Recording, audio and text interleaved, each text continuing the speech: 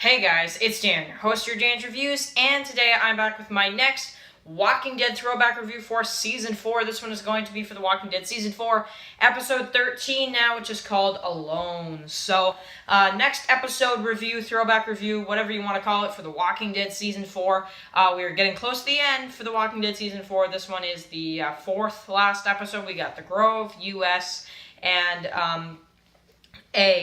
of course, those are like the last 3 episodes. So, really coming down to the wire here for the end of The Walking Dead Season 4. Absolutely loved reviewing this season, even though I took breaks in between, obviously. But really, happy to, get close to the Terminus stuff now. Really can't wait to review some of that stuff on this channel. So, let's talk about this episode. So, this one was Alone. Okay, so Episode 13. So, usually around this time in the season of Walking Dead, we usually get some slow episodes.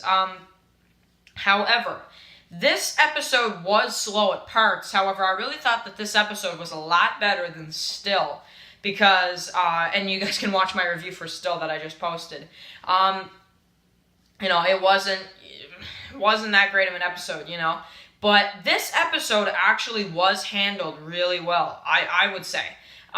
This episode, you pretty much get to see what I wanted to see, which was, instead of just having one group in one episode, you get 2 separate groups, like half the episode one group, half the episode one group. I like that kind of development. However, in Season 4, they had a lot of trouble with showing each group, because they would go like 3 or 4 episodes without Rick, so that is one thing. Like, this is the second episode that we have not seen Rick, because, or third, actually, because we didn't see him in Inmates, and then Still, and then obviously this one. So, that's 3 episodes without Rick Grimes. That's honestly not the best thing to do.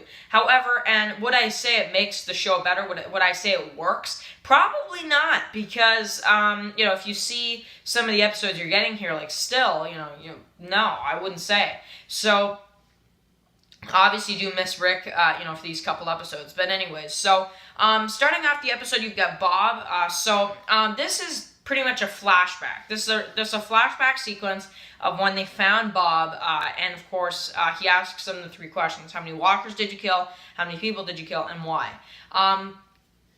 Just one, and that she asked him to. So, and then he's like, you want to come with us? So, that was the intro. So, you pretty much start off with the fog. You've got Bob, who supposedly gets bit as they're fighting the walkers. Really cool scene there. I did think he was going to die, I'll be honest. Until he was like, it bit me right on the bandage, So, obviously the first time viewing it. Anyway, so, this was really cool because, it's kind of like a fake-out thing. In the Walking Dead comics, actually, Rick gets bit on the jacket, not, on the shoulder. And you think in the comics, I think it's like issue 4 or something, oh, Rick's gonna die. But he's bit on the jacket. So I really like that's what they did here with Bob. So that's really cool. Yeah, I like that. So, anyway, so then you, of course, have, the kind of going back and forth. You've got Beth and Daryl, and they are, in the woods or whatever. Death and Beryl. But anyway, they're out in the woods teaching him how to shoot a crossbow, and, she hurts her ankle or whatever, and he offers a piggyback ride or whatever. They go to this, church house or whatever, and you've got Daryl, who's like, I don't think the good ones survive, which I really do like that line. There's still good people, Daryl. I don't think the good ones survive, So, they go in there, they're just trying food, and, it's all clean. It's set up nice, and they're questioning it. And then, of course, you've also got the dog who shows up, and, he's like, it's just a dog, but of course, the second time he opens it, not the best thing. So, you've got Beth singing, you've got, other stuff like that, and then you have them sitting down eating, and they try to give you a cozy vibe here to kind of bring you into the scene where they're in the house and it feels cozy and it's really nice and everything's just perfect type of deal. Maybe there's some good people out there and blah blah blah, until you get to the point where they open the door and he's like, Beth, So he throws him the crossbow, and then he's like, "Get your stuff or whatever. I'll meet you outside." He gets caught downstairs, and you get Daryl, who is trapped in, and he has to literally just fight his way out. So that was awesome, man. That was probably would I say my favorite part of the No, I'd say my favorite part was the end, but. Anyway, you've got Daryl who's stuck in there. He goes back out, and then boom, Beth's supplies is like dropped, and there's this car, and he's trying to run after the car. He can't catch up to it. Of course, he's even running the next day, and we're just kind of wondering, what the heck was that? Why is Beth taken? What happened to her? And they actually leave you hanging until season 5. So that's pretty crazy. So yeah. So you get Maggie, who actually splits off looking for Glenn. She kills the one walker, and the blood comes out. And she's putting it on the signs for Terminus. Of course, at the end, Glenn sees the sign, so that's really cool for Terminus. Yeah, that's really exciting. So I did like this when Maggie's kind of. Now, I know a lot of people say it goes on forever, the whole Maggie looking for Glenn and Glenn looking for Maggie. A lot of people complain about that. I think that's interesting because when I was watching it, the replay value of it, honestly, isn't the best. Because we know they find each other again anyway.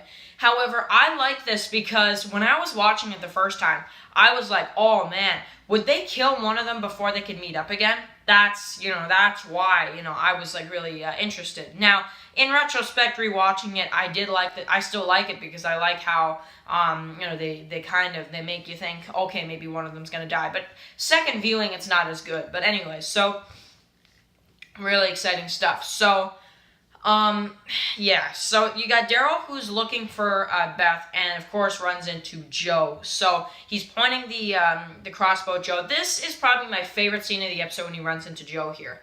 And he puts the crossbow down. He's like, Daryl, I'm Daryl, and they join up. So I did like that. Of course, that's the same guy that was, the same group that was in the house with Rick there in episode 11.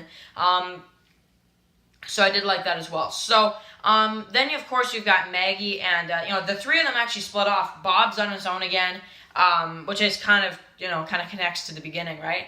And then you've got Sasha, and she actually wakes Maggie up or whatever once she throws that glass window thing or whatever. And then them two fight. Sasha's got this pole. She's killing the walkers, I think. I think it's a pole or something like that. And Maggie's got a shovel, and they're just killing the walkers. And then once they're done, she's like, I heard you say odds are Glenn is dead and that we should stop. And she's like, I was waiting for you, So, and she's like, I can't do this by myself. So kind of the whole thing, the whole title of Alone and that kind of deal. So I do like that a lot. So you get the end of the episode, you kind of get the theme music at the end from like the beginning opening music is at the end again, and you've got the three of them who meet up, they hug, and then they move on to their journey. So I really did like this episode. I thought this episode was 10 times what Still was. I mean, that's not even comparable. This episode really was good. I think in retrospect, The Walking Dead Season 4, Episode 13,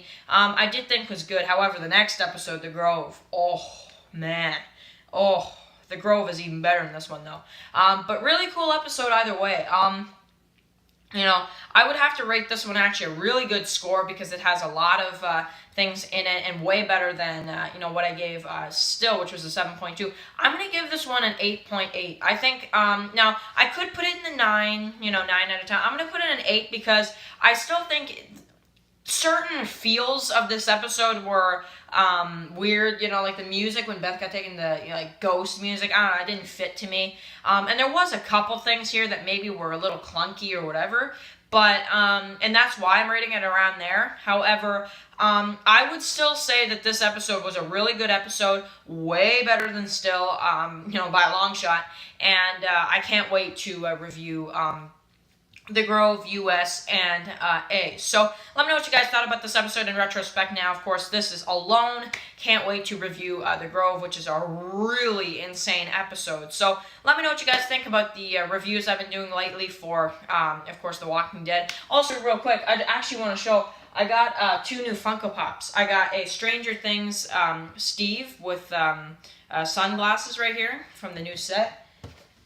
And then I also have Billy right here from the new set of Stranger Things pops. So that's just something to add right there at the end. So anyway, guys, thank you guys for watching this video, and I will catch you guys in the next one. Peace out, guys.